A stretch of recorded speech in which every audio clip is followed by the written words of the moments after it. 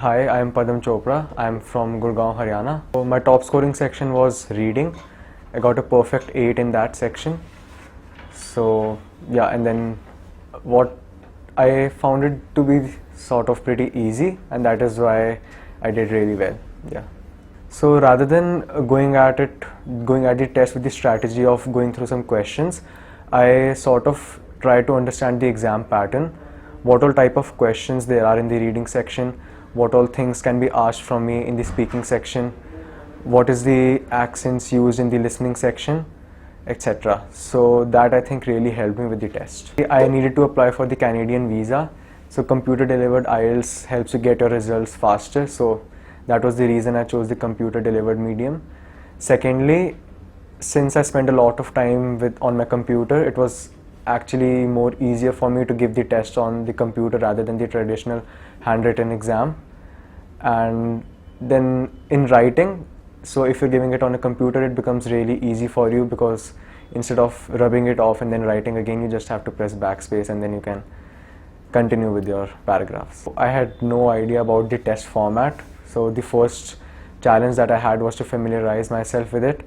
Then the sort of reading that we have in our school is really different from the one that we have to do over here in the reading section of IELTS. So I had to get familiar with that.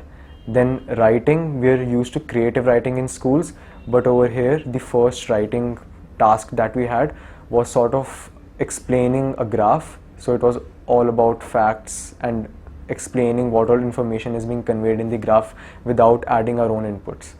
So those were some two challenges that I faced in the beginning. So what happened in my speaking exam was I did not keep in mind the time limit and I sort of exceeded it. So they had to stop me in between, and because of that I could not conclude myself properly. That I think was the reason I got less marks in speaking. Secondly, I accidentally used a sentence twice and I could see the face of the person who was examining me that I made a mistake over there. So I just recommend people to keep in mind that they have a time limit that they need to stick to and to sort of start practicing with their vocabulary, to start using more difficult words in their daily conversation. So whatever work I had, I did it in the morning or in the afternoon, and then from the evening, say around 6 or 7, I would start working on my IELTS preparation. And so that is the time allotment that I used. I actually watched a few YouTube videos on the IELTS speaking section while I was on my way to the IDP exam center, and apart from that, everything I did at home.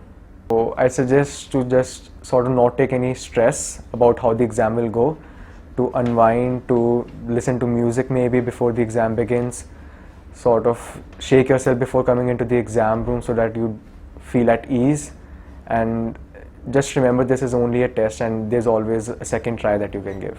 So I think on the last day before the exam, people usually think that they've missed a lot of things and they need to go through them. I would recommend just don't do that and watch a movie instead. Take your mind off of the exam and you'll notice that you'll do better the next day. Secondly, the only thing that comes to my mind right now is that I try to identify your weaknesses earlier so that you can work on them instead of focusing on the entire 4 sections of the test.